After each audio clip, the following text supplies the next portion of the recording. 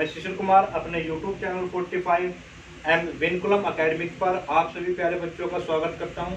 तो प्यारे बच्चों, आज की क्लास में हम शुरुआत करने जा रहे हैं आपके नए टॉपिक की, रिफ्लेक्शन ऑफ लाइट। इससे पहले जो हमने टॉपिक्स पढ़े था उसमें था आपका रिफ्लेक्शन ऑफ लाइट। तो रिफ्लेक्शन के बारे में हमने बहुत डिटेल में पढ़ा है, ठीक है बेटा।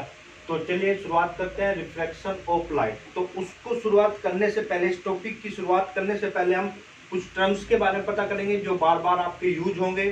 फर्स्ट है आपका मीडियम, दूसरी बात होती है आपकी जो सेकंड हो गया आपका ऑप्टिकल डेंसिटी, थर्ड हो गया रेयर मीडियम, या फिर मैं इसको ऑप्टिकली रेयर मीडियम भी बोलता हूँ, डेंसर मीडियम, या इसको बेटा हम ऑप्टिकली डेंसर मीडियम भी बोलते हैं, ठीक है। तो पहले हमें ये टॉपिक रिफ्रैक्शन को पढ़ने से पहले ये जो टर्म्स है ना, इनका आपको मालूम होना चाहिए।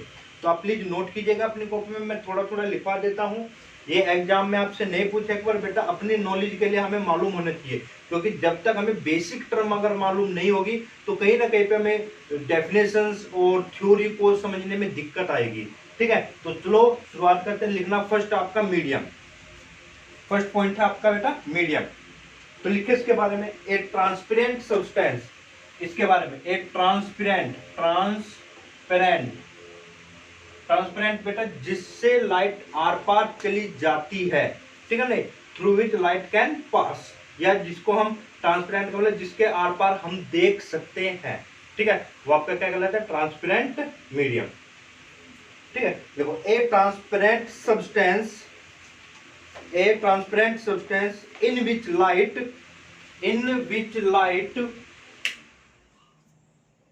travels, TRAVELS, travels, known as a medium।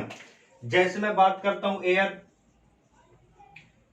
Water, glass, alcohol, ठीक है बेटा, एल्कोहल लगा देना, ALCO एल्कोहल, केरोसिन, ETC, ठीक है बेटा।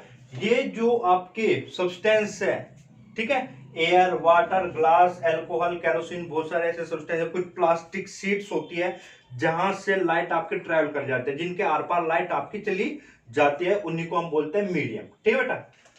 अच्छा जी, फिर होता है ऑप्टिकल डेंसिटी का मतलब जैसे हम यहाँ पे मिरर्स के बारे में पढ़े थे, ठीक है बेटा, और अब हम पढ़ेंगे लेंस के बारे में, पढ़ेंगे ग्लास के बारे में पढ़ेंगे। देखो अब तक तो हमने पढ़ा था रिफ्लेक्शन में, जब भी बेटा रिफ्लेक्शन की बात होगी ना तो हमेशा ध्यान रखना ग्लास और मिरर की जितने भी केस है वहां पे रिफ्लेक्शन होता है, ठीक है बेटा। फिर हम पढ़ेंगे आपका रिफ्रैक्शन, जैसे हम पढ़ेंगे तो रिफ्रैक्शन में जो वर्ड यूज होंगे, तो सबसे पहले तो बात ये, रिफ्रैक्शन हम तभी पढ़ेंगे जब हमारा जो मीडियम है वो ट्रांसपेरेंट होगा, क्लियर है बात। तो यहाँ पे क्या होता था, यहाँ पे एक साइड पॉलिश होती थी और एक साइड आपका फ्रंट, यानी कि फ्रंट और बैक साइड में हमेशा क्या होगी, मिरर के पॉलिश होगी। यहाँ पे रिफ्रैक्शन में ध्यान रखना बेटा, यहाँ पर पॉलिश नहीं होगी, इधर भी और उधर भी, दोनों तरफ से आपका कोई भी किसी भी तरीके के पॉलिश नहीं होगी, ठीक है। जैसे आपकी ग्लास शीट हो गई, या आप खिड़कियों पे जैसे हम ग्लास लगाते हैं जिनके आर पार हम बड़ी आसानी से देख सकते हैं। तो जब रिफ्लेक्शन की बात होगी तो यहाँ पे हम बात करेंगे बेटा ग्लास की या फिर लेंस की, ग्लास की या लेंस की। अब डेंसिटी क्या होता है बेटा, कोई चीज कितनी हार्ड है, यानी कि घनत्व कितना ज्यादा है।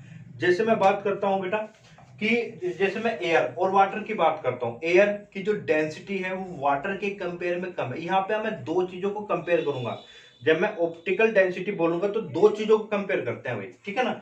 जैसे एयर और वाटर, बेटा एयर क्या है, एयर के जो मॉलिक्यूल्स है काफी दूर दूर होते हैं और वाटर के मॉलिक्यूल्स काफी पास पास होते हैं। तो ये क्या हुआ, ऑप्टिकली यानी कि जब लाइट ट्रेवल करेगी एयर के थ्रू तो उसमें बोलते ऑप्टिकली रेयर, ठीक है ना, विरल माध्यम।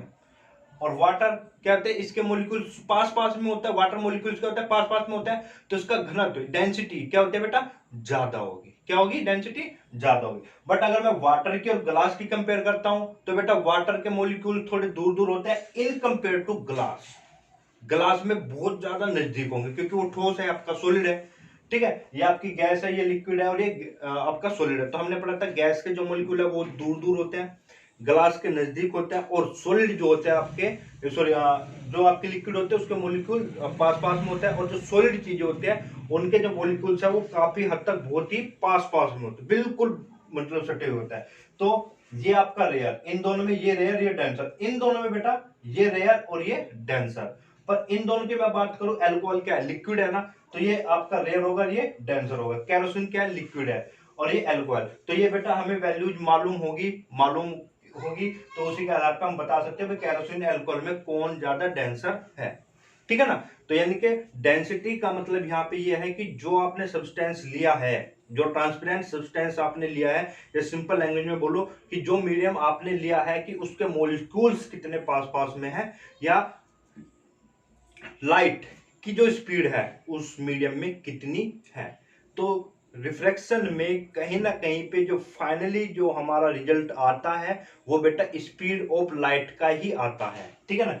जैसे हम बात करेंगे तो एयर, जैसे मैं बात करें डेंसिटी हो गई, रेयर मीडियम, तो हम यहाँ पे बात करेंगे भाई जिसकी डेंसिटी लो वो रेयर, और जिसकी डेंसिटी हाई वो डेंसर।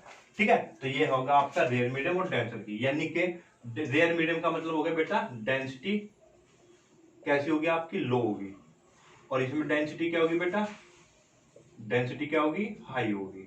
ठीक है। और आपको ध्यान रखना है क्योंकि यहाँ पर हम कंपैरिजन दो सब्सटेंस जब लेंगे उन्हीं के आधार पर हम बता सकते, जैसे इसमें कौन है, इसमें कौन है, इसमें कौन है, इसमें कौन है, तो हम दो सब्सटेंस लेंगे, वहीं से हम मालूम करते हैं कि रेयर और डेंसर मीडियम क्या है। ठीक है बेटा। तो ये चीज ध्यान रख, जो हमारी सबसे बेसिक चीज थी हमने पढ़ा था लास्ट क्लास में, हमने जितनी भी आपकी रे डायग्राम बनाए थे, इमेज फॉर्मेशन बनाई थी वहां पर, जैसे कोई मिरर था आपका, ये आपकी पॉली सरफेस थी, लाइट आती है, तो लाइट को हमने क्या कहता है, एक स्ट्रेट पाथ पर ट्रेवल कराया था, देखो ये स्ट्रेट जा रही है, ये स्ट्रेट जा रही है। ठीक है ना।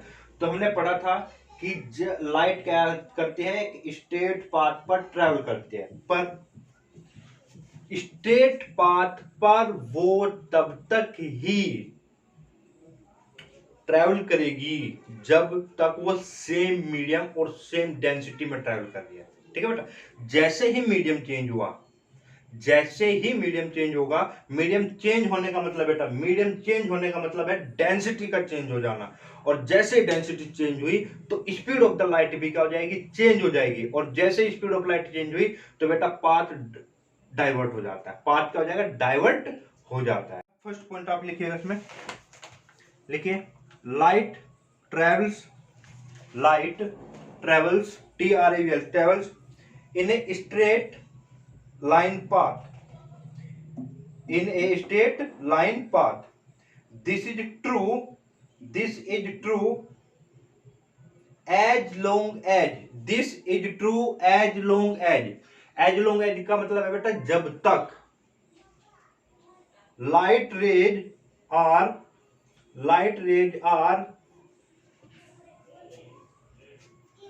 traveling in the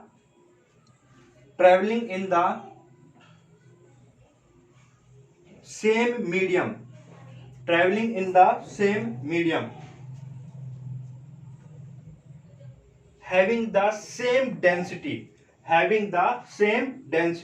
तो इस पॉइंट का कहने का मतलब यही है बेटा जो मैंने अभी बताया कि भाई लाइट जो है वो स्ट्रेट पाथ में तब तक ही ट्रैवल करेगी जब तक वो लाइट रे आपकी सेम मीडियम और सेम डेंसिटी में ट्रैवल करती है। ठीक है बेटा। चलिए देखो एक चीज समझना बेटा, यहां पे आप सबसे पहले हमारे पास क्या थी बात, मीडियम की। मीडियम आपके दो तरीके के हो सकते हैं, रेयर मीडियम हो सकता है और बेटा डेंसर। ठीक है।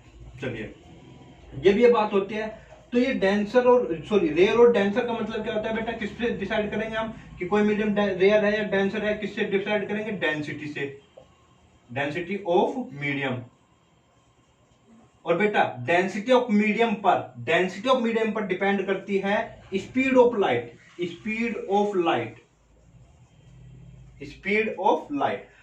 ठीक है, चेंज करती है। तो यहां पे पॉइंट करके लिखना कि when light travels from one medium to another medium, ठीक है बेटा। तो इट डाइवर्ट या बैंड बोल सकते हैं, बैंड, ठीक है, या और चेंज इट्स पाथ, ठीक है बेटा। किससे? मीडियम दो तरीके होंगे, रियल होगा, डेंसर होगा। ये इससे हम किससे डिसाइड करेंगे? डेंसिटी से। और डेंसिटी पर जो क्या चीज डिपेंड करेगी? स्पीड ऑफ लाइट, ठीक है। जैसे मैं बात करूं एयर में स्पीड ज्यादा होती है, वाटर में इसके कंपेयर में कम हो जाएगी, सोल इसमें ग्लास में और कम हो जाएगी, ठीक है।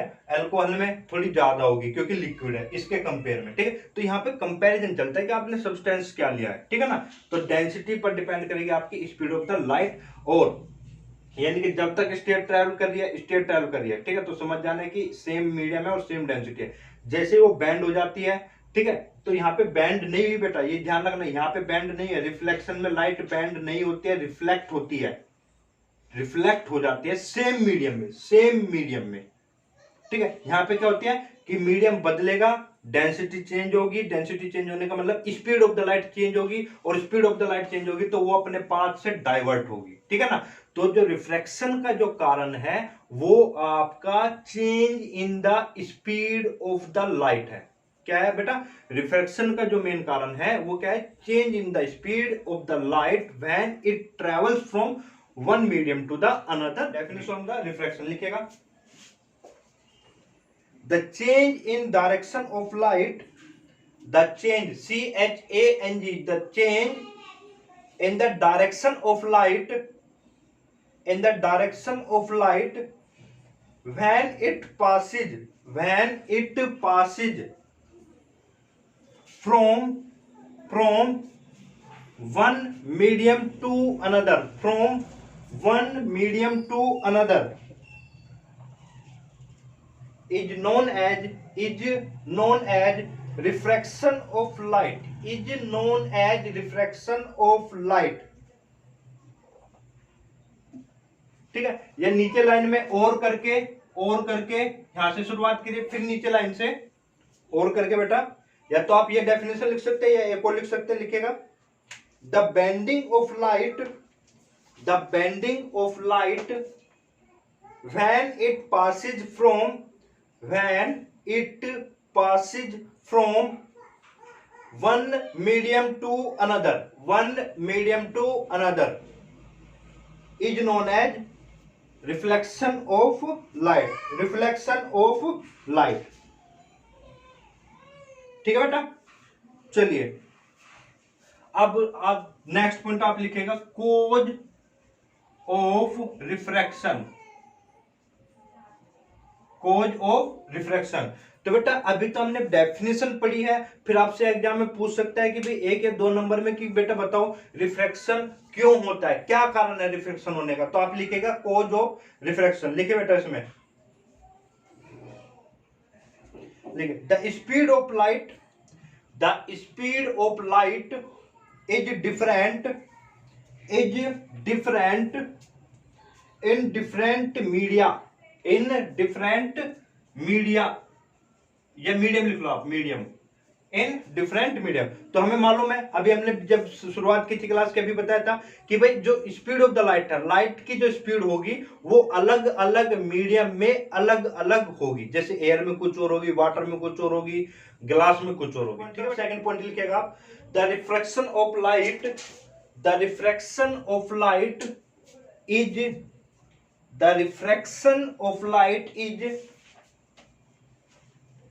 due to the change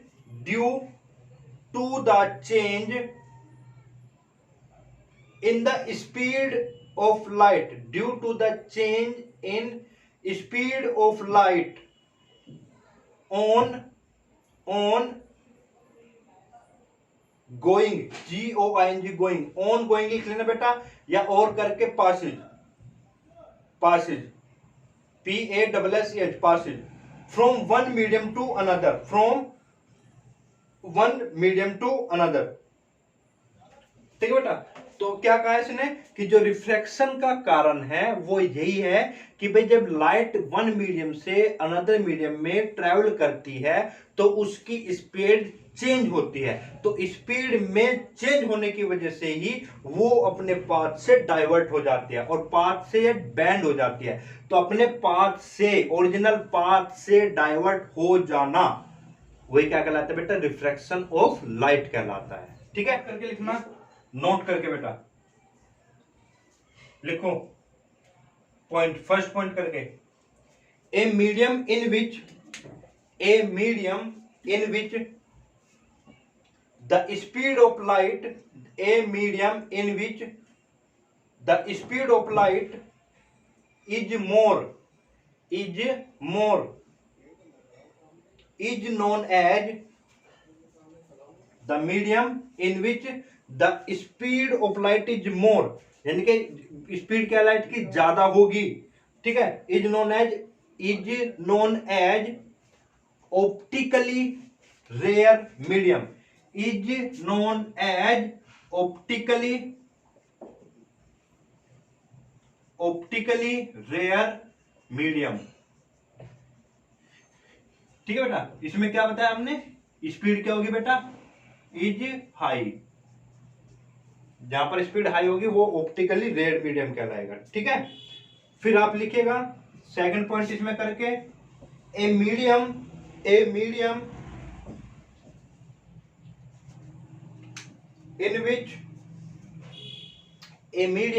which speed of light is low या लेस, जिसमें स्पीड कम होगी लाइट की। ठीक है बेटा, is known as optically denser medium, is known as optically denser medium, is known as optically denser medium. जैसे example के तौर पे मुझे दो मीडियम दिया है बेटा, एक एयर है और एक ग्लास है। तो देखो एयर की डेंसिटी क्या है बेटा, लो, डेंसिटी क्या होगी, डेंसिटी लो होती है इसके कंपेयर में, ग्लास के कंपेयर में। ठीक है, ये ऐसे मान लेते हैं हम वाटर, तो क्या है बेटा इसकी डेंसिटी, इसके डेंसिटी क्या होगी, हाई होगी, HI, हाई डेंसिटी। तो हमें समझ में आ गया, अगर डेंसिटी हाई है, लो है बेटा, तो स्पीड ऑफ लाइट क्या होगी, इसमें स्पीड ऑफ लाइट क्या होगी, ज्यादा होगी, speed of light is more. और इसमें क्या होगी बेटा, speed of light is less, इसके कंपेयर में लेस होगी। ठीक है बेटा, जैसे मैं एग्जांपल की बात करूं तो बेटा यहां पर तो हम स्पीड लेते हैं लगभग 3 × 10⁻⁸ 3 × 10⁸ मीटर पर सेकंड। तो यहाँ पे क्या होगा बेटा, स्पीड कम हो जाती है। ठीक है, यानी कि इसको मैं क्या बोलूंगा, एयर क्या हो गया मेरा, रेयर मीडियम, और ये क्या हो गया, इन दोनों के कंपेयर में ये रेयर हो गया और ये क्या हो गया बेटा, denser. Optically rare medium, optically denser. मैं एक एग्जांपल और लेता हूं, जैसे वाटर और ग्लास का। ठीक है बेटा, तो मुझे पता करना है, तो देखो वाटर और ग्लास तो आपका क्या होता है, सॉलिड है, और ये क्या है बेटा, लिक्विड है। तो इतनी तो हमें एक कॉमन सी बात है कि भाई लिक्विड है, तो ये आपका क्या होगा, डेंसिटी क्या होगी इसकी जो डेंसिटी होगी बेटा लो होगी, और इसकी ये सॉलिड है तो डेंसिटी क्या होगी बेटा, हाई। ये बहुत छोटी छोटी चीजें है पर बहुत ज्यादा इंपॉर्टेंट चीज है, डेंसिटी क्या होगी, हाई, अगर आपको अच्छे से समझनी है चीजें। ठीक है, अच्छा जी, डेंसिटी अगर लो है तो हमें मालूम है कि भाई इसमें स्पीड ज्यादा होगी, स्पीड ऑफ द लाइट क्या होगी बेटा, speed of light is more. मैं ये नहीं कह रहा हूं कि हमेशा मोर रहेगी, मैं कंपैरिजन की बात करूं बेटा, इसके और इसके कंपैरिजन मैं करूंगा तो इसमें मोर रहेगी और इसमें क्या रहेगी, speed of light is less. ठीक है, अच्छा जी, अगर स्पीड ऑफ लाइट देखो इसमें होती है आपके, आपने लिखा है 2.29 × 10⁸ मीटर पर सेकंड, और इसमें होती है बेटा 2 × 10⁸ मीटर पर सेकंड। तो आप देखो यहाँ पे स्पीड कम हो गई, यहाँ पे ज्यादा है, तो बेटा ये ऑप्टिकली, इसको मैं क्या बोलूंगा, ऑप्टिकली रेयर मीडियम और ऑप्टिकली डेंसर मीडियम। अच्छा, अगर मैं इन दोनों को मर्ज करूं तो अब देखना ध्यान से भाई, स्पीड को मैं दर्शाता हूं बेटा v से, तो speed of light in air ज्यादा है किससे, या velocity of light in air में ज्यादा है, एयर, फिर किस में है बेटा, वाटर में, फिर किस में है ज्यादा, क्या नाम, फिर किस में है, इसमें ज्यादा, फिर कम हुई, फिर क्या हो गया आपका ग्लास। ठीक, इसकी सबसे ज्यादा, फिर ये कम हुई, फिर ये कम हुई। अब अगर स्पीड इसमें ज्यादा है तो डेंसिटी इसकी क्या हो गई बेटा, एयर की डेंसिटी, डेंसिटी में लिख देता हूं यहाँ पे रो से दर्शाते हैं, ध्यान से देना, डेंसिटी को हम रो से दर्शाते हैं। ये पी तो हम ऐसे बनाते हैं पी, और बेटा रो को बस ऐसे घुमा देना आपको, रो को, ठीक है, इसको रो बोलते हैं, RHO रो। तो एयर की कम है, किससे, वाटर से, वाटर की डेंसिटी कम है किससे बेटा, ग्लास से। तो ये चीज ध्यान रखना है आपको, ठीक है, तो ये चीज ध्यान रखनी है, क्लियर है। जहां पर स्पीड ज्यादा वहां पे डेंसिटी कम, जहां पे स्पीड सबसे कम वहां पे डेंसिटी सबसे ज्यादा होगी। तो ये चीजें ध्यान रखनी है आपको।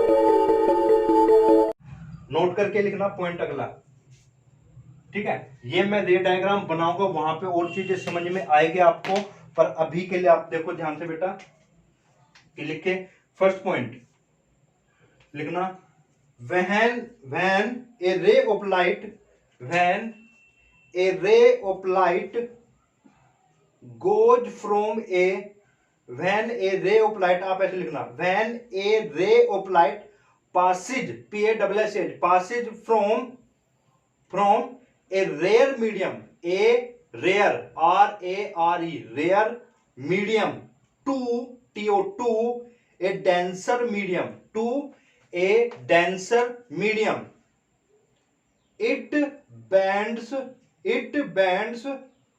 towards the normal, towards यानी कि की तरफ, towards the normal, ब्रैकेट में लिखना बेटा, at the point of incidence,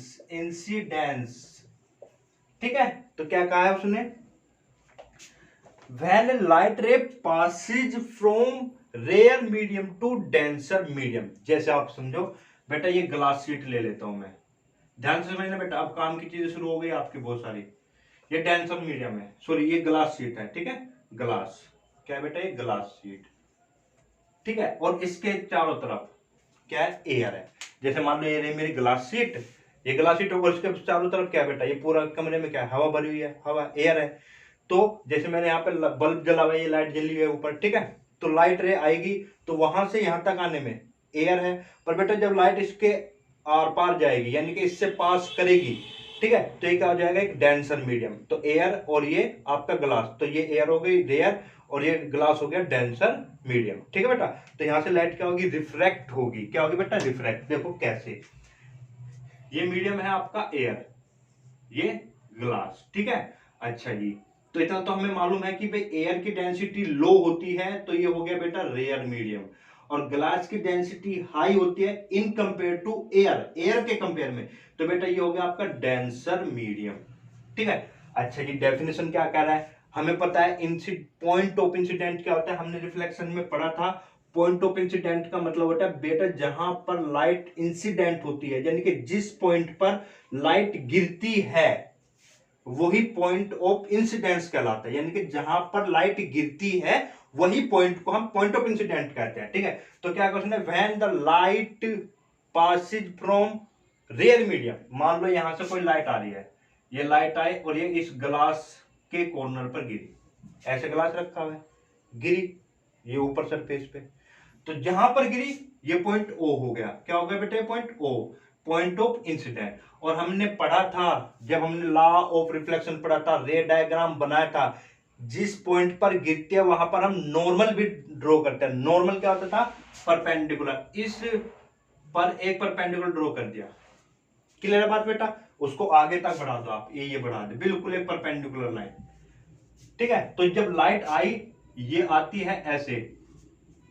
ठीक है, इंसिडेंट भी पॉइंट ऑफ इंसिडेंट पर, तो उसने कहा कि लाइट जब रेयर मीडियम से डेंसर में जाएगी तो स्पीड हमें पता है कम हो जाएगी, और स्पीड कम होगी तो जाना तो इसको ऐसे चाहिए था बिल्कुल सीधे, पर ये अगर मीडियम सेम होता तो ये सीधे चली जाती। पर बेटा यहाँ पे मीडियम चेंज हुआ, और मीडियम भी कैसा है, डेंसर है। तो जब डेंसर मीडियम होगा तो स्पीड में चेंज होने की वजह से हमने पढ़ा था ग्लास में जो स्पीड है कितनी हो जाती है, 2.29 कम हो जाती है। तो बेटा ये बैंड हो जाएगी टुवर्ड्स द नॉर्मल, यानी कि जाना इसको देखो, एक्चुअल में अगर ये ग्लास ना होता तो ये ऐसे जानी चाहिए थी लाइट, बिल्कुल सीधी जाती, बिल्कुल सीधी, बट अब क्या हो जाएगी, बैंड्स टुवर्ड्स द नॉर्मल, तो ये नॉर्मल की तरफ झुक जाएगी ऐसे कुछ इस तरीके से। ठीक है, ये सीधी नहीं जा रही है बेटा, इसको मैं थोड़ा सा सही से बना देता हूं, ये बिल्कुल डायग्राम जो आपको क्लियर हो जाए। ठीक है, ये क्या हो गया आपकी ए ओ और ये बी, तो ये जो ओ ए ओ है, ओ ए, ये है इंसिडेंट लाइट या इंसिडेंट रे, लाइट या रे, लाइट रे। ठीक है बेटा, इंसिडेंट लाइट रे।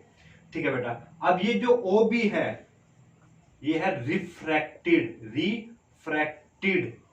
लाइट रे, क्योंकि ये रिफ्रैक्ट हुआ है। अब क्यों हुआ है refract, due to the change in the speed of the light में। ठीक है बेटा, चलिए, और बैंड्स टुवर्ड नॉर्मल।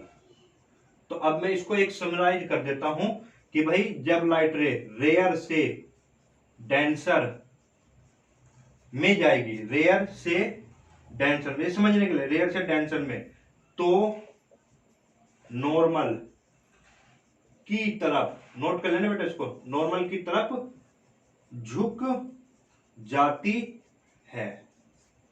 ठीक है, चलिए, अच्छा जी, अब ये लाइट आगे तक तो जाएगी, वो आगे काम आगे करेंगे। ठीक है, तो और ये जो एंगल होता है नॉर्मल के और इंसिडेंट एंगल, जो वहां पे हमने पढ़ा था, ये एंगल ऑफ इंसिडेंट कहलाता है, और जो नॉर्मल और रिफ्रैक्टेड रे के बीच में होता है वो रिफ्रैक्शन एंगल कहलाता है। तो इसके बारे में भी बात करेंगे, अभी हमें इतना डिटेल में नहीं बता रहा हूं मैं। ठीक है, तो ये पहला पॉइंट था आपका जो हमने पढ़ा है कि when the light ray passes from rare to denser medium, तो light ray bends towards the normal.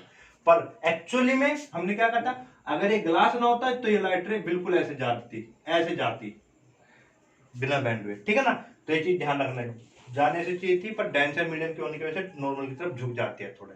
ठीक है, क्लियर। इसी तरीके से आप सेकंड पॉइंट करके लिखिएगा। Second point, when a light ray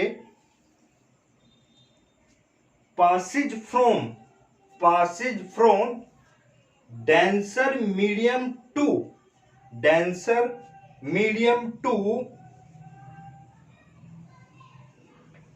a rare medium, denser medium to a rare medium, it bends away या goes away, it bends away from the normal। ठीक है, अब ये क्या कहता है, देखो अब यही डायग्राम बनाना है, इसको ध्यान रखना बेटा। ये जो है ना, ये इसको मैं बोलता हूं parallel side glass slab, SLAB। बेटा लैब में होते हैं, कांच का टुकड़ा होता है वो, एक तरीके से बिल्कुल ऐसे ही होता है वो, ऐसा ही एक कांच का टुकड़ा होता है, इससे छोटा होता है, ये इतना मान लो, बिल्कुल ये ऐसा होता है लैब में कांच का टुकड़ा बिल्कुल। ठीक है, थोड़ा मोटा होता है आपका। ठीक है, आपने देखा भी होगा, पेपर वेट की तरह भी हम यूज करते हैं उसको कभी कभी, या इसको सिंपल सा हम बोल भी सकते हैं rectangular glass slab, rectangular glass slab. तो ध्यान रखना इसको। ठीक है, चलिए अब हम सेकंड पॉइंट को क्लियर करते हैं, क्या कहता है जी वो, अगर मान लो यही डायग्राम था मैं, ठीक है, ये रहा जी,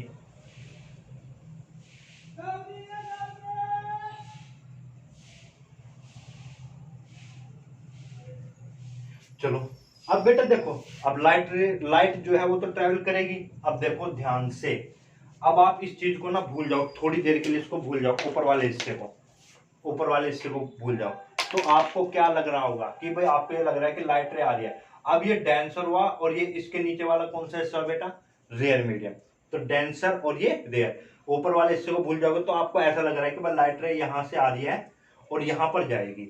तो जब लाइट रे मान लेते हैं हम, ये था नॉर्मल, ये बेंट हो गए थे, तो ये आएगी आएगी आएगी यहां पर गिरेगी, ठीक है। और ये जो बाउंड्री है या इससे ऊपर डेंसर और इससे नीचे रेयर, तो ये कैसा मीडियम है बेटा, डेंसर। और ये कौन सा मीडियम है, यहां पर कैसा है मीडियम, रेयर, क्योंकि ये बाहर वाला, ठीक है। ये आपका डेंसर, ठीक है।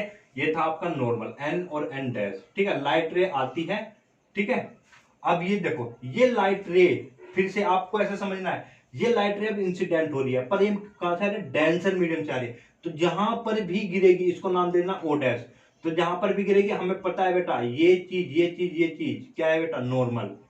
तो ये एम और ये एम डैश बोल देता हूं मैं, ठीक है, नॉर्मल। तो इसने क्या कहा है, जब लाइट रे डेंसर से रेयर में जाती है तो ये दूर हो जाती है नॉर्मल से। तो बेटा आपका नॉर्मल ये रहा, और तो इससे दूर हो जाएगी, ये हो गई दूर।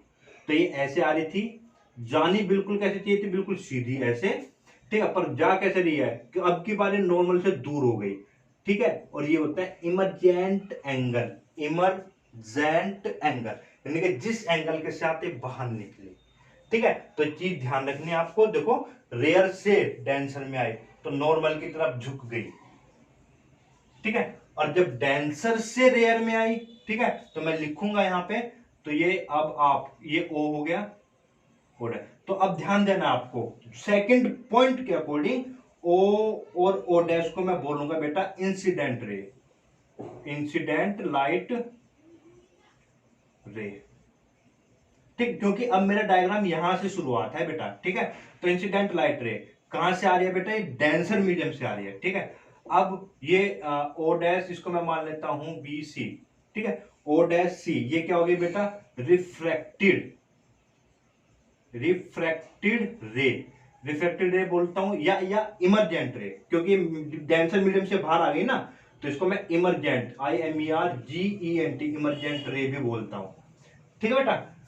तो नाम है, अभी मैं इसका कंबाइंड डायग्राम भी बनाऊंगा, बिल्कुल एक प्रोसीजर में जो आपको एग्जाम में बनाना है, ठीक है। तो इनको दोनों को मिक्स करना है, अगर ये दोनों समझ में आ जाते हैं तो फिर आपको जो नेक्स्ट डायग्राम मैं बनाऊंगा उसमें कोई भी दिक्कत नहीं होगी। तो अब हमें इसको समराइज करते हैं, हल्का सा नोट्स बनाते हैं, ठीक है। तो क्या होगा जिसमें देखो इधर, भाई जब लाइट रे डेंसर से रेयर, ठीक है, डेंसर से रेयर में जाएगी तो नॉर्मल से दूर भाग जाएगी, भाग जाएगी, ठीक है बेटा। तो ये चीज है आपके पास, रेयर से नॉर्मल, नॉर्मल की तरफ, डेंसर से रेयर, नॉर्मल से दूर, ठीक है बेटा। तो ये चीज है आपकी, इसको नोट कर लीजिएगा प्लीज आप। देखो बेटा अब हम पढ़ेंगे, देखो हमने पढ़ी है, डेफिनेशन पढ़ चुके हैं हम, रिफ्लेक्शन क्या होता है, ठीक है, कोज ऑफ रिफ्लेक्शन पढ़ा है। बाकी जो अभी तक हमने पढ़ाया था वो आपके पॉइंट्स थे, वो पर्टिकुलरली एग्जाम में आपसे 1 या 2 नंबर में, एक नंबर में पूछ सकता है।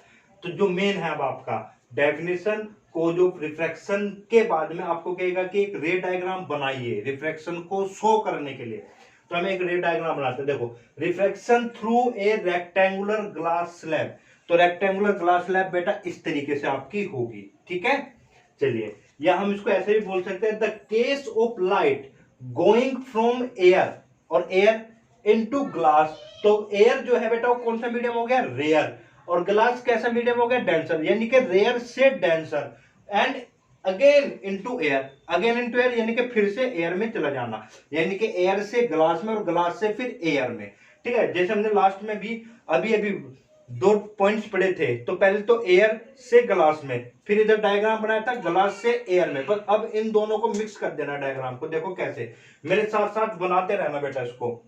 देखो सबसे पहले मैं लेता हूं एक रेक्टेंगुलर ग्लास स्लैब, ये एक रेक्टेंगुलर ग्लास स्लैब हो गई आपके पास में, और रेक्टेंगुलर का मतलब हमें पता होता है बेटा अपोजिट साइड्स पैरेलल होते हैं, ध्यान रखना अपोजिट साइड्स क्या होती है, पैरेलल, ठीक है। तो हमें क्या करना है, एक लाइट इंसिडेंट होती है, लाइट इंसिडेंट, ये पहले मीडियम देख लेते हैं, ये मीडियम है बेटा आपका एयर, ये हो गया आपका, कैसा हो गया बेटा, ग्लास, ये ग्लास हो गया आपका, ठीक है। मीडियम 2, ये 2 मीडियम है आपका। तो और ये कैसा मीडियम है, रेयर। और ये कैसा बेटा, एयर और ग्लास को जब कंपेयर करूंगा तो ये कैसा मीडियम हो गया आपके लिए, डेंसर, ठीक है। और ये फिर से फर्स्ट मीडियम हो गया आपका, मैं यहां पे लिख देता हूं बेटा, ठीक है इसको। ये फिर से कौन सा मीडियम हो गया, एयर, यानी कि रेयर। अब लाइट रे रेयर से डेंसर और डेंसर से रेयर में आते हैं आपके, ठीक है। चलिए, तो पहले कोई भी लाइट रे इंसिडेंट होता है, तो बेटा ये इंसिडेंट हुई लाइट रे, प्रकाश किरणें गिरती है इस पे। और हमें पता है कि जहां पर लाइट इंसिडेंट होती है उस पॉइंट को हम क्या बोलते हैं, पॉइंट ऑफ इंसिडेंस। तो पॉइंट नाम दे दे इसको ओ, और यहीं से एक नॉर्मल ड्रॉ कर दीजिए आप, ये नॉर्मल, बिल्कुल सीधा स्केल से बेटा इसको, ठीक है। अच्छा जी, अब पहला केस, फर्स्ट केस हमने क्या पढ़ा, जब भी लाइट रे आपकी रेयर से कहां पे जा रही है, डेंसर से डेंसर में, तो बेटा ये नॉर्मल की तरफ झुक जाएगी, और झुक जाएगी, देखो यहां से यहां तक ये आपका पूरा ग्लास है, तो लाइट रे बिल्कुल बिना इसी पथ से सीधी वापस आ जाएगी इससे, ठीक है ना। अच्छा जी, अब ये जहां पर गिरी, ये फर्स्ट केस हो गया। अब आपको क्या पता है यहाँ पे, अब आपका बेटा ये है कि अब ये लाइट रे, इसको पूरे को, ऊपर वाले को भूल जाओ, नीचे वाले इसको देखो। अब ये लाइट रे आपको ऐसा लग रहा है कि ये डेंसर से आ रही है, और आ रही है, तो बेटा मैं क्या करूंगा, यहाँ पर फिर से एक नॉर्मल बना दिया। तो अब ये क्या करेगी, जब डेंसर से रेयर में आएगी तो नॉर्मल से दूर हट जाएगी, नॉर्मल से क्या हो गई, दूर हट जाएगी। तो ये रहा बेटा आपका ये, ठीक है। अच्छा, एक चीज और, ये लाइट रे अगर ये ग्लास सीट ना होती तो हमने पढ़ा है कि जब मीडियम सेम होगा, अगर ये ग्लास सीट ना होती, ये पूरे क्या रहेगी, यहाँ पे पूरे पे एयर रहेगी। तो ये एयर रहेगी, तो ये बेटा लाइट रे जो आ रही थी वो कैसे जानी चाहिए थी, बिल्कुल ऐसी, ठीक है, ऐसे जानी चाहिए थी, ये ऐसे जानी चाहिए थी, पर जा नहीं रही है। ये मतलब कि हम, ये आपका कल्पना है कि भाई ऐसे जानी चाहिए थी, पर वास्तविकता में ये मिल रहा है। तो जो चीज कल्पना होती है उसको मैंने बताया था, डायग्राम में डॉट डॉट लाइन से शो करता है, अगर इसको भी डार्क कर दोगे तो डायग्राम गलत माना जाएगा वो, ठीक है। एक्चुअल में ये डार्क लाइन इनके एक्चुअल में है, डॉट का मतलब ये होना चाहिए था ऐसा, पर हो नहीं रहा है, ठीक है। तो ये चीज क्लियर आपकी, रेयर से डेंसर तो नॉर्मल की तरफ झुक गई, फिर डेंसर से रेयर में गई तो बेटा नॉर्मल से दूर हट गई। अब हम कुछ पॉइंट्स की बात करते हैं, ये मैं मान लेता हूं ए, ये ओ, ये पॉइंट में मान लेता हूं बेटा बी, ठीक है, और ये सी, ये ओ डैश मान लेता हूं मैं, ठीक है। चलिए अब ध्यान दो, ये जो एंगल होगा, ये वाला एंगल, तो हो गया एंगल ऑफ इंसिडेंस, और ये जो एंगल है बेटा नॉर्मल, ये एन डैश, ये नॉर्मल एंगल हो गया बेटा, ये सॉरी रिफ्रैक्टेड एंगल, ठीक है। ये नॉर्मल हो गया एम, एम और एम डैश, ठीक है बेटा। और ये एंगल हो गया इमरजेंट एंगल, कौन सा एंगल, इमरजेंट एंगल, ठीक है। तो देखते हैं यहाँ पे सबसे पहला पॉइंट, डायग्राम में आपको क्या है, ओ ए, सॉरी ओ ए ओ, क्या है बेटा, इंसिडेंट रे, इंसिडेंट लाइट रे, ठीक है बेटा। सेकंड पॉइंट आई, क्या है बेटा, angle of incidence, angle of incidence. और एंगल ऑफ इंसिडेंस क्या बताया था हमने, डेफिनेशन में पढ़ा है, the angle between the normal and the incident ray at the point of incidence, at the point of incidence is known at the angle of incidence. जो definition मैंने reflection में लिखवाई थी इंसिडेंट एंगल की, वही डेफिनेशन आपको यहां पर भी लिख देनी है, क्लियर है बेटा। अब बात आते हैं ओ डैश पे, थर्ड पॉइंट, ओ और ओ डैश, जो आपकी ओ डैश रे है, ये वाली तो ये क्या होगी बेटा, आपका रिफ्रैक्टेड लाइट रे, ठीक है बेटा, रिफ्रैक्टेड लाइट रे। अब ये जो एंगल है आर, ये क्या होगा बेटा, आर, क्या हो गया, ये आपका refracted angle, angle of refraction, angle of refraction, ठीक है बेटा। चलिए अब आते हैं हम यहां पर O dash C, fifth O dash C, ये हो गई आपकी बाहर आने वाली इमरजेंट रे बोलते हैं इसको, इमरजेंट रे। तो रिफ्लेक्शन में दो केस होते थे, इंसिडेंट रे का और रिफ्लेक्टेड रे का। और यहां पे क्या होगा बेटा, तीन, इंसिडेंट रे, रिफ्लेक्टेड रे और इमरजेंट रे। ठीक है, तो ये हो गया इमरजेंट रे, लाइट रे भी लिख सकते हैं। ठीक है, और ये जो ई है तो इमरजेंट एंगल, इमरजेंट एंगल। ठीक है, चलिए ये क्लियर हो गई। और ये जो है बेटा ओ, और इसको मैं बोल देता हूं ओ डबल डैश रे, ये ओ डबल डैश रे। और एक चीज ध्यान रखना, ये आपका, मैं इनके बीच में एक डिस्टेंस होती है ये, ठीक है, ये डिस्टेंस होती है एक, इसको मैं बोलता हूं लेटरल शिफ्ट। क्या बोलते हैं इसको, lateral, LATERAL, lateral shift, lateral shift. इसका मतलब आप बेटा ऐसा समझो कि जो इंसिडेंट रे थी, जो जिस डायरेक्शन में जानी चाहिए थी, यानी कि जिस पाथ को फॉलो करनी चाहिए थी, उस पाथ से कितना शिफ्ट हो गई। तो बेटा जानी चाहिए थी ऐसे, पर ये एक्चुअल में ये ऐसे जा रही है। ये इंसिडेंट थी, जानी चाहिए थी ऐसे, पर ये इंसिडेंट रे है, पर जा कैसे रही है बेटा, ऐसे जा रही है। तो यानी कि एक्चुअल में और काल्पनिक, ये ऐसे जानी चाहिए थी। तो बेटा इसमें कितनी शिफ्ट हो गई इधर, ये हमेशा ध्यान रखना है। ये जो इंसिडेंट रे है, ये आपकी एक्चुअल में, ये मैं पूरी बोल सकता हूँ इंसिडेंट रे, और ये कैसे इमरजेंट रे, ये दोनों पैरेलल होती है। कैसे होते हैं बेटा, पैरेलल। ये बहुत इंपॉर्टेंट पॉइंट है, इस पे क्वेश्चन आता है, तो ध्यान रखना। In case of refraction, note कर लेना बेटा इसको, in case of refraction through rectangular, इसको पूरा लिख लेना, रेक्टेंगुलर ग्लास स्लैब। मेरे पास स्पेस नहीं है तो इसलिए मैं इसको डॉट करके लिख रहा हूं, rectangular glass slab, rectangular glass slab. ठीक है,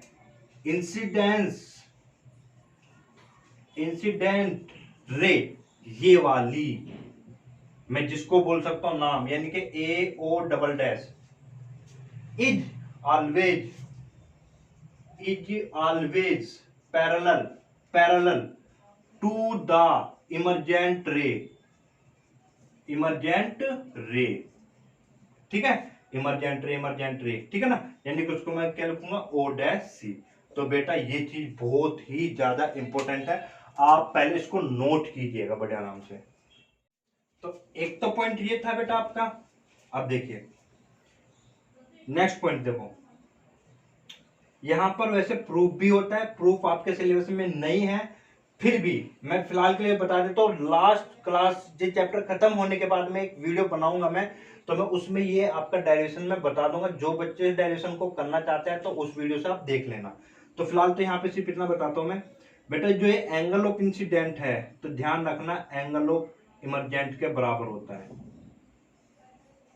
लॉ ऑफ रिफ्लेक्शन नहीं होता यहाँ पे, इंसिडेंट एंगल बराबर रिफ्लेक्शन के नहीं होगा। यहाँ पे हम रिफ्लेक्शन पढ़ रहे हैं, तो यहाँ पे angle of incident does not equals to the angle of refraction, ठीक है ना। बट यहाँ पे एक चीज ये रहेगी, ज्योमेट्रिकली हम इसको प्रूफ कर सकते हैं कि जो एंगल इंसिडेंस एंगल है वो हमेशा इमरजेंट एंगल के बराबर होगा। और जब ये एंगल बराबर होते हैं तो तभी तो बेटा ये जो लाइनें होते हैं ना, इंसिडेंट रे और ये इमरजेंट रे, कैसे होते हैं आपकी, पैरेलल होते हैं। और एक चीज और, एक वर्ड और लिख लेना इसको, कभी कभी लेटरल शिफ्ट और या लेटरल डिस्प्लेसमेंट भी बोलते हैं हम इसको, शिफ्ट की जगह डिस्प्लेसमेंट भी बोलते हैं, डिस्प्लेसमेंट। ठीक है बेटा, तो ये चीज है आपके पास में, क्लियर। अब इसमें एक चीज नोट कीजिएगा, आप नोट करके लिखना बेटा। अब हम इसमें लिखेंगे लेटरल शिफ्ट और डिस्प्लेसमेंट, इसके बारे में लिखे आप, डिस्प्लेसमेंट, तो इसके बारे में लिखे, यानी कि ये चीज जो है, लिखो बेटा इसके बारे में, लिखे the perpendicular distance between the original path of incident ray, यानी कि AO double dash AO, actual path तो ये था ना आपका, ठीक है। Perpendicular distance between the original path of incident ray and the emergent रे, इमरजेंट रे कमिंग आउट, ये है ना इमरजेंट रे। अभी इमरजेंट रे कहां से बाहर आ रही है, ग्लास स्लैब से। Coming out of a glass slab is known as lateral shift, और displacement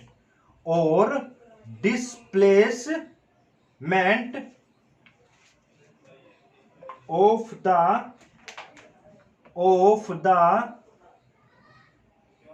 emergent ray of light, ठीक है। तो ये जो चीज है आपकी, जिसको मैं इसको नाम दे सकता हूं, मान लो ये डी और ई है, तो बेटा ये जो डी ई है ना, यही आपकी लेटरल शिफ्ट है आपका डायग्राम में, ठीक है। और एक पॉइंट ये था। अब इसमें एक पॉइंट और लिख के लिखेगा, ये हाल तो आपसे पूछेगा नहीं, फिर भी लिख लेगा। Factors on which lateral shift depends, factors on which lateral shift depends, तो नंबर 1 लिखेगा, factors on which lateral shift depend, मतलब कि जो लेटरल शिफ्ट है ये परपेंडिकुलर डिस्टेंस है जो between the original path of the incident ray and the emergent ray, ठीक है। ये किस किस पर डिपेंड करता है, नंबर 1 लिखना। Number 1, directly proportional to the thickness of glass slab, directly proportional to the thickness, glass कितना मोटा है आपके पास, thickness of glass slab, directly proportional, ठीक है बेटा। तो इसका मतलब क्या हुआ कि जैसे जैसे इसकी मोटाई आप बढ़ाते जाएंगे, तो फर्स्ट पॉइंट का lateral shift displacement directly proportional to the thickness, आप शॉर्ट मेथड लिख सकते, थिकनेस ऑफ ग्लास स्लैब, ठीक है। तो यानी कि जैसे जैसे आप इसकी थिकनेस बढ़ाओगे, ये थिकनेस जैसे मोटाई, ग्लास की मोटाई बढ़ाओगे, पहले इतना मोटा लिया, फिर इतना, तो ये डिस्प्लेसमेंट भी आपकी बढ़ती जाएगी, यानी कि गैप क्या होता जाएगा, बढ़ता जाएगा। पर बेटा ये तब भी पैरेलल ही रहेगी, ठीक है। सेकंड लिखना, lateral shift displacement directly proportional to the incidence angle,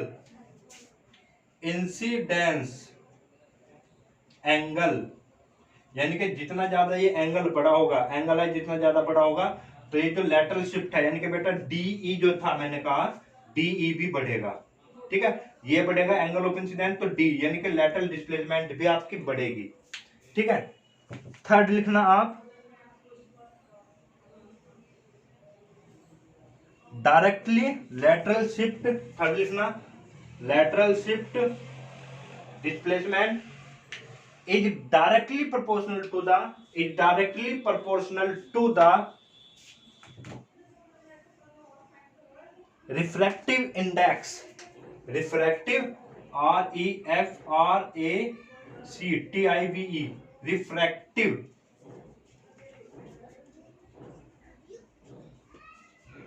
ठीक है, refractive index of the glass slab, refractive index of index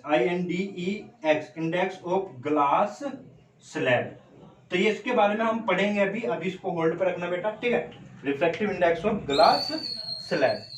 fourth point आप लिखना, fourth, lateral shift displacement is directly proportional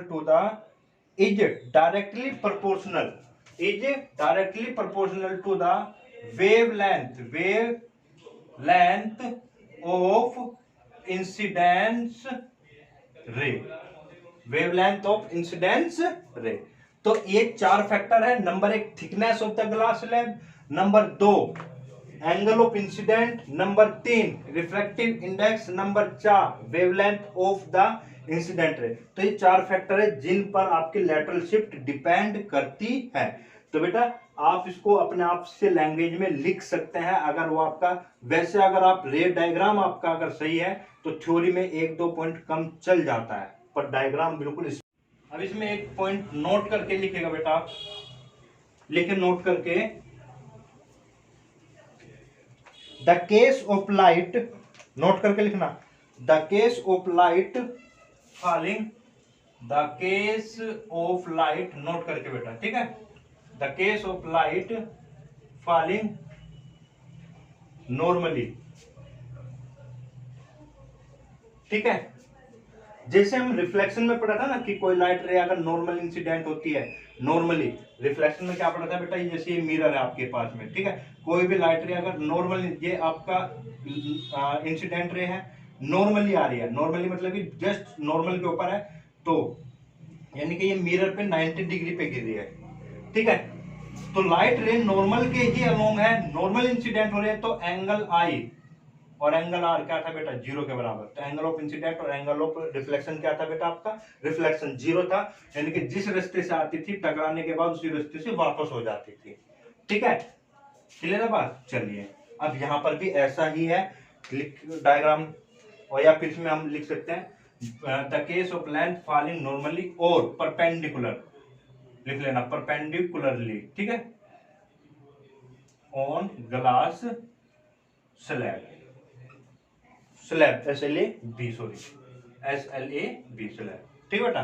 तो इसमें भी ध्यान रखना, जब कोई भी लाइट रे अगर नॉर्मली इंसिडेंस होती है, ये लाइट रे है आपकी, ठीक है बेटा, ये पॉइंट ऑफ इंसिडेंस हुआ, तो नॉर्मल इंसिडेंट हो तो वो हमेशा बिल्कुल सीधी पार हो जाती है 90 डिग्री, 90 डिग्री कैसे हो जाएगी बेटा आपका, सीधी पार हो जाती है आपकी, ठीक है।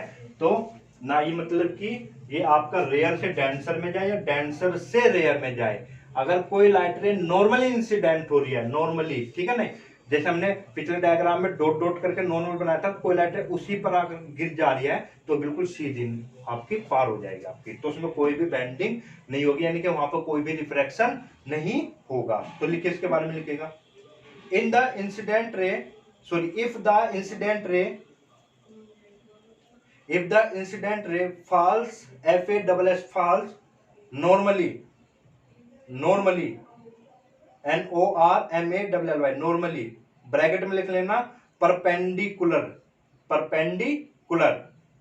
Bracket 1 to the surface of glass slab, to the surface of glass slab, then इसको अंडरलाइन कर लेना, जो मैं बोलूंगा उसको underline, then there is no bending of ray of light, then there is no bending of the ray of light and it goes straight,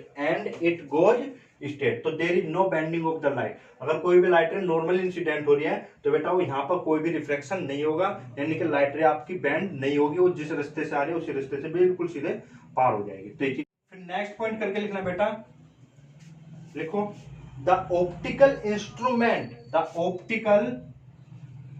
INSTRUMENT,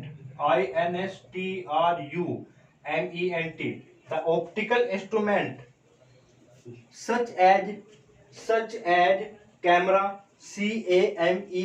camera, microscope, telescope,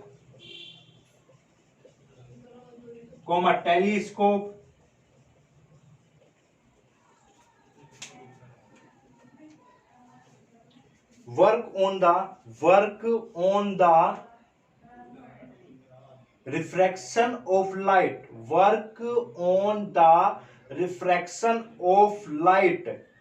through through glass lenses, lenses।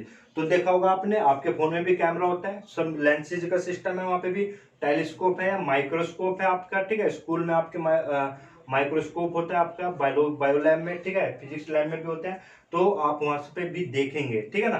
तो यानी कि जो optical instrument है, camera, telescope, microscope, ये किस base पर काम करते हैं बेटा, ये वर्क करता है on the refraction of the light, जो हमने अभी पढ़ा है। तो आज की क्लास में इतना ही रखते हैं, तो बेटा नेक्स्ट क्लास में हम नेक्स्ट टॉपिक कंटिन्यू करेंगे, ठीक है जी।